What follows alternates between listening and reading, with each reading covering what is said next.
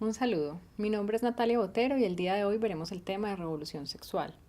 En la sesión anterior habíamos visto historia de la prostitución y el tema central había sido pensar cuál era el papel de la mujer a lo largo de la historia, enfocándonos entonces en una de las problemáticas más debatidas, que es la prostitución. Ahora vamos a hablar de la revolución sexual. Estas son unas imágenes simplemente de la pornografía del siglo XIX, pero nos vamos a concentrar en el siglo XX. La revolución sexual entonces inicia con uno de los avances más interesantes de la historia del siglo XX, y son los avances en la terapia antibiótica. Habíamos recordado en las sesiones pasadas, cuando vimos historia de la enfermedad de Hansen o la lepra, que uno de los primeros antibióticos inventados en la historia habían sido las sulfas.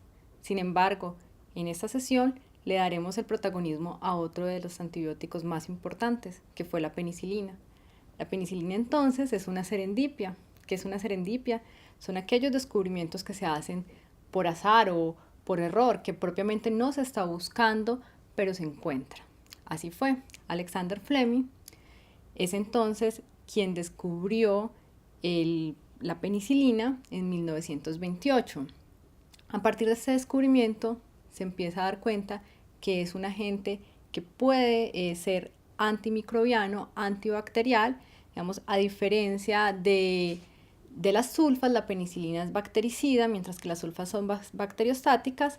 Sin embargo, es solo hasta 1943 en que se empieza a asociar el uso de la penicilina a una de las enfermedades más importantes y determinantes en la historia de la sexualidad, que es la sífilis. La penicilina ya se le venía dando otros usos, pero es solo hasta este año en que se empieza a relacionar que la penicilina podía ser una cura efectiva para la sífilis, y esto abre entonces un nuevo campo sobre la sexualidad, ya que la sífilis para la época era una de las enfermedades que más estaba afectando a hombres y mujeres. Tenemos aquí algunas cifras. En 1939, 2.5 hombres por cada 100 morían de sífilis o morían a causa de la enfermedad en Estados Unidos, ¿cierto?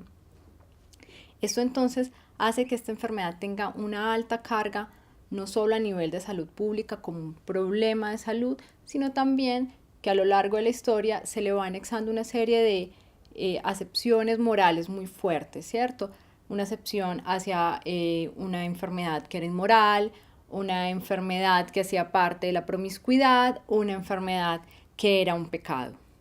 Esto entonces se va a alimentar muchísimo más por el miedo a contagiarse de la enfermedad y por la imposibilidad del tratamiento. Una vez se implementa el tratamiento, esto da como un nuevo auge hacia un ejercicio de una sexualidad que puede ser libre, o que por lo menos se le empiezan a quitar algunos temores asociados a las enfermedades venéreas.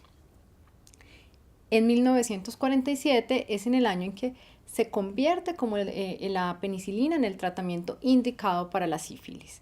Y a partir de allí entonces bajan muchísimo los índices de la enfermedad, aumenta muchísimo más la sexualidad, aunada a otros fenómenos sociales y culturales propios de la época que ya veremos, pero aunque estadísticamente la enfermedad disminuye, vemos que igual vuelve a aumentar hacia la década de los 60 y de los 70 por el gran auge que se permite en las sociedades con la liberación sexual.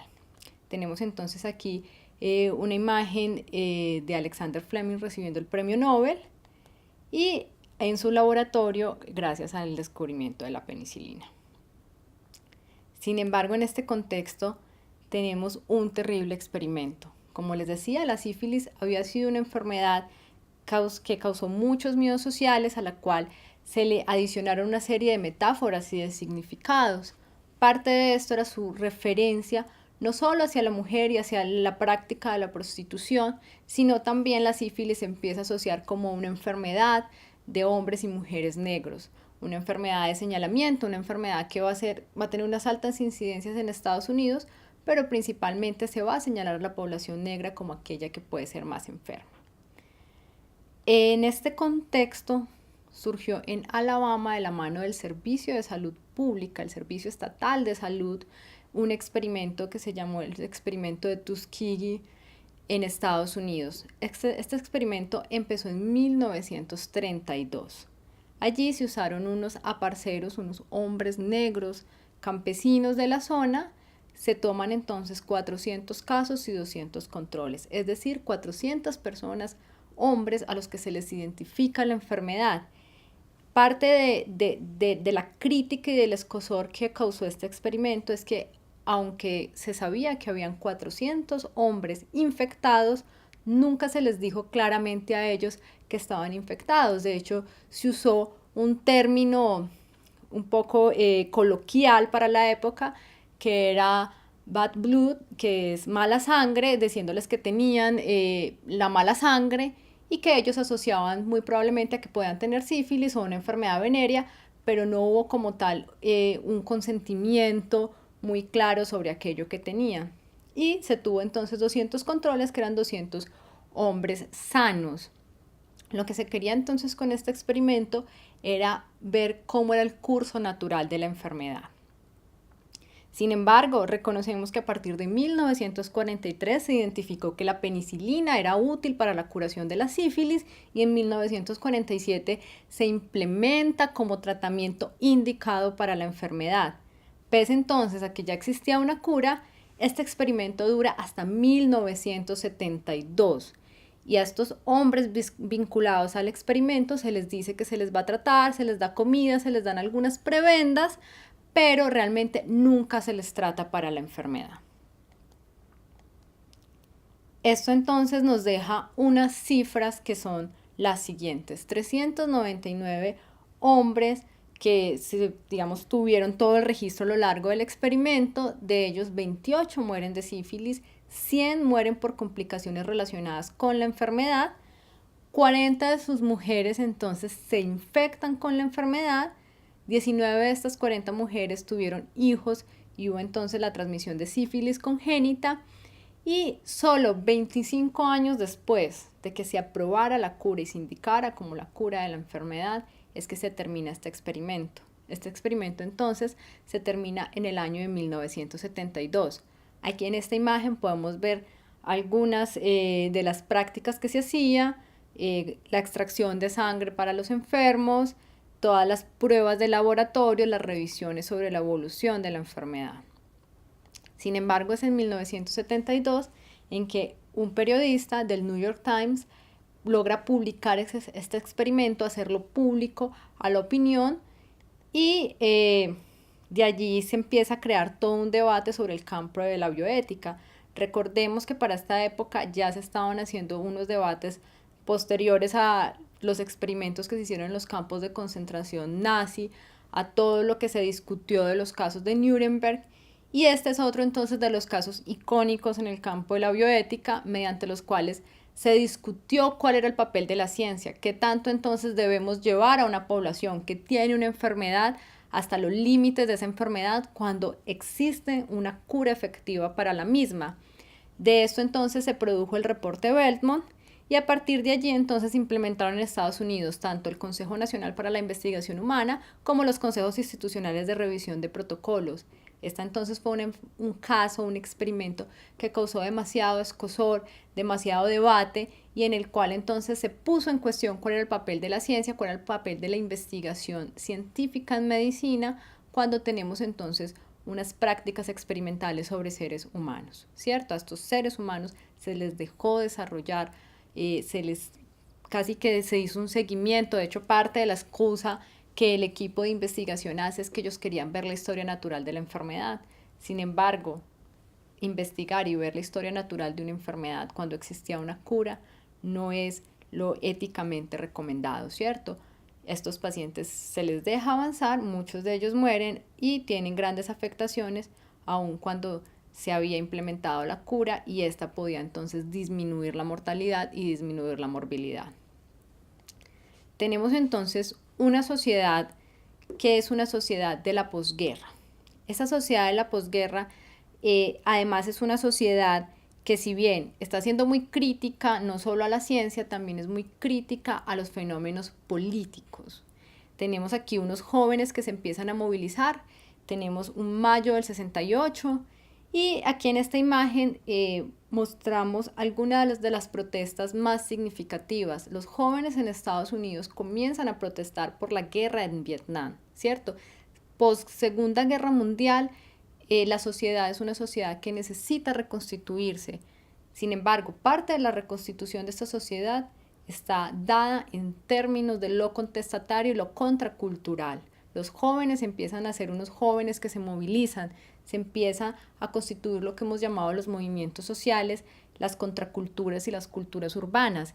Y es muy interesante porque estos jóvenes que han sido muy críticos y que fueron muy críticos de la guerra, van a criticar entonces el papel todavía colonial, el papel expansionista, el papel imperialista, tanto de Estados Unidos con la guerra de Vietnam, como el caso de Francia con la guerra en Argelia y toda la invasión a Argelia. Tenemos entonces aquí uno de los pósters más emblemáticos de Mayo del 68.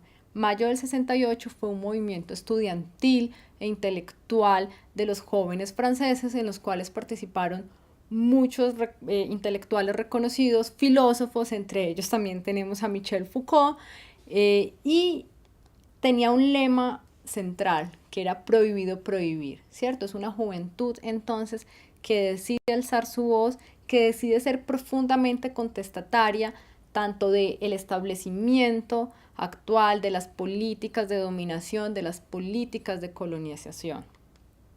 Y esto se da entonces de la mano de unos fenómenos que alimentarán entonces esa revolución sexual. Parte de eso es el fenómeno del baby boom. Siempre en todo momento de posconflicto y de posguerra hay un auge entonces no solo de la sexualidad, sino también de la tenencia de hijos, ¿no? Aumenta el número de las familias, se ven unas nuevas generaciones entonces que empiezan a constituirse. En este sentido tenemos el fenómeno de la contracultura hippie, ¿no? El hippismo entonces como un fenómeno contracultural en el cual se quería entonces exaltar un principio que era el amor libre, ir en contra de la sociedad de consumo y propiciar unas nuevas experiencias sensitivas, sensoriales, muy interesantes a través del consumo de sustancias alucinógenas, muy de la mano además de la música, del rock, de la psicodelia. Y en parte de como el fundamento del movimiento hippie, de este movimiento contracultural, está entonces un ejercicio libre de la sexualidad. Y tenemos otros avances muy interesantes, como es el movimiento de la liberación de la mujer. Si bien la mujer venía luchando por el voto desde el siglo XIX, en Europa principalmente, vemos un fuerte auge de los movimientos por los derechos de las mujeres, que se centran en principio en el voto, pero estos derechos van de la mano al derecho a la educación, al derecho al trabajo, al derecho a la igualdad de oportunidades que se da. Tenemos entonces aquí traje una imagen del caso colombiano en 1953 en que se le confiere el voto a la mujer para el gobierno de Rojas Pinilla. Tenemos otro de los grandes avances más interesantes y que también revolucionó el campo de la sexualidad, el descubrimiento de la píldora anticonceptiva. Sin embargo, revisando la historia de este descubrimiento, vemos que hay como unos grandes debates sobre su invención, porque lo que hay es todo un fenómeno de descubrimientos unidos unos tras otros. Por un lado, se empieza a analizar y a estudiar cuál es el papel de las hormonas sexuales sobre la fertilidad y sobre la posibilidad o no de la concepción. En este sentido, hay algunas figuras que traje aquí. Entre 1927 y 1935, Russell Marker, un químico investigador del Instituto Rockefeller, va a México y empieza a estudiar tanto las hormonas, la progesterona en ovarios de cerdos, pero también se da cuenta que en México están usando un producto natural que proviene de una planta que es un tipo de ñame que sirve para que las mujeres controlen sus dolores menstruales, su ciclo, casi que también para que puedan planificar. Y él descubre entonces un esteroide sexual a partir de esta planta mexicana. Posteriormente, entonces, monta un instituto y una empresa farmacéutica en México y de allí invita y convida a algunos investigadores. Tenemos el caso de este médico egresado de la UNAM, que es Luis Ernesto Miramontes, quien es el que logra la síntesis química de la progesterona. Sin embargo, en Estados Unidos tenemos dos médicos reconocidos, que es Gregory Pincus y posteriormente John Rock. Gregory Pincus casi que es como la persona que se ha asignado como el inventor de la píldora.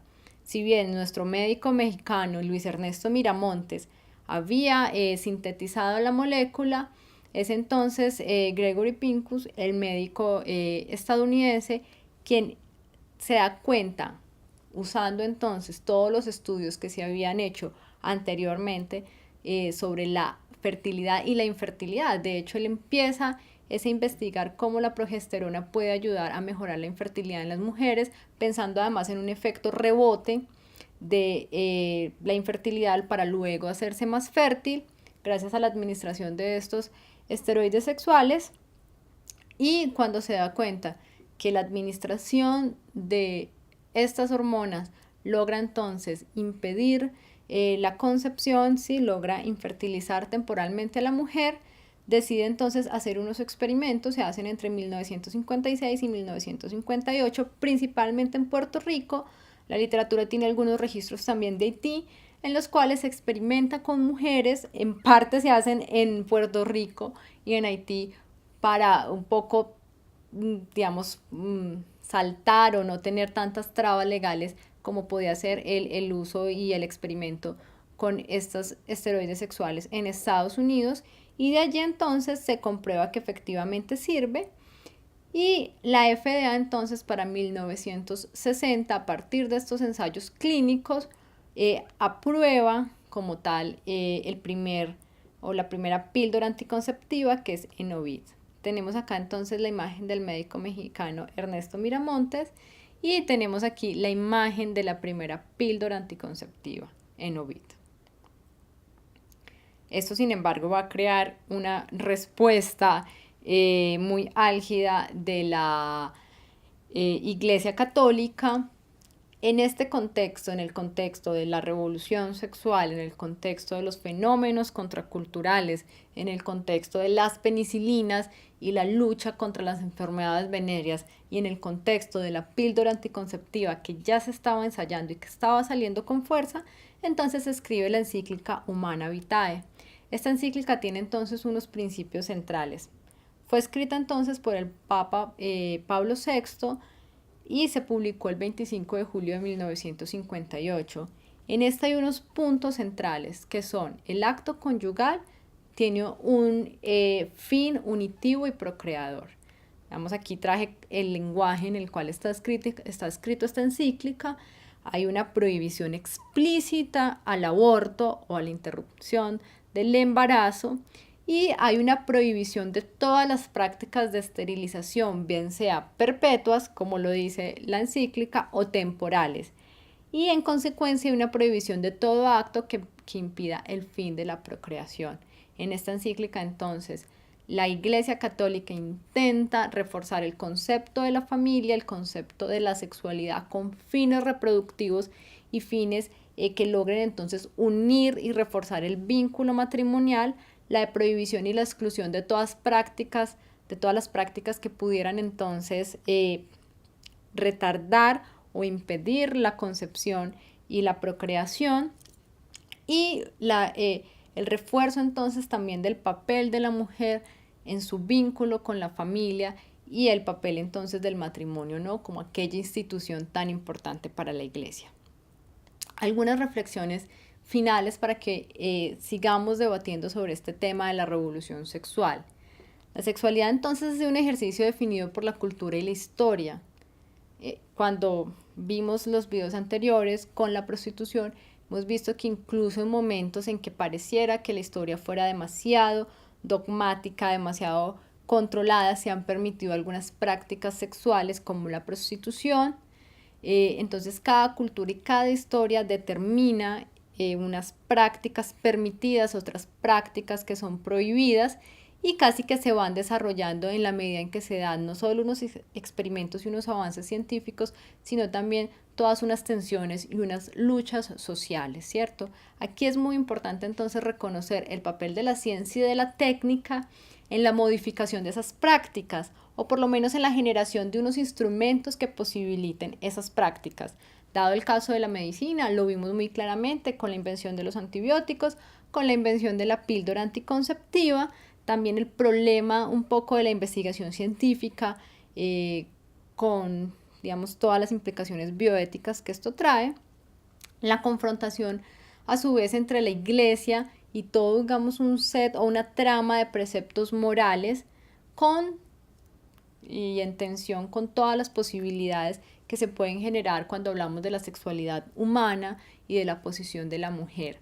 Y finalmente, algo que es muy importante es el papel de los movimientos feministas y de la lucha por los derechos de la mujer, quienes han estado inmersos en este debate, en el debate del ejercicio de la sexualidad, en el debate del control de la natalidad, en el debate de los métodos anticonceptivos, pero también los métodos de interrupción del embarazo, tema del aborto, que es un tema bastante polémico. Aquí yo quiero terminar con unas reflexiones muy precisas. Primero, el feminismo. El feminismo es ante todo un movimiento histórico, es un movimiento que no solo lucha por los derechos de las mujeres, como todo movimiento que además ha sido un movimiento teórico y actualmente se considera un campo del conocimiento de las ciencias sociales, ha tenido una serie de versiones de corrientes distintas al interior de aquello que hemos llamado el feminismo. Entre esas quiero exaltar una muy especial que además ha estado muy imbrincada con todas estas historias que les he contado, y es el movimiento de feminismo negro. El feminismo negro es un movimiento que ha surgido en los espacios marginales en Estados Unidos, que incluso ha sido muy crítico de otras formas de feminismo, el feminismo de la mujer liberal, de la mujer de raza blanca, y es un feminismo entonces que propone la igualdad, que propone la lucha de los derechos no solo para la mujer, sino también para el hombre, que propone una lucha de derechos sexuales y reproductivos. Yo quiero entonces un poco que desde este momento empecemos a deconstruir aquellas imágenes, aquellos estereotipos que hemos creado sobre el feminismo, que leamos más del feminismo en su campo teórico y en su campo político, porque como les decía, es un movimiento histórico, que ha intentado tener una agencia en el campo de lo político, porque yo no solo debo entender la realidad del otro, sino que también debo intentar transformarla. Y en eso entonces la mujer, que ha tenido un papel polémico y un papel tan problemático en la historia, es uno de estos sujetos llamados a pensarse en términos históricos, culturales, teóricos y políticos, y también a querer modificar su historia. Con esta reflexión terminamos algunas de las lecturas recomendadas y muchísimas gracias.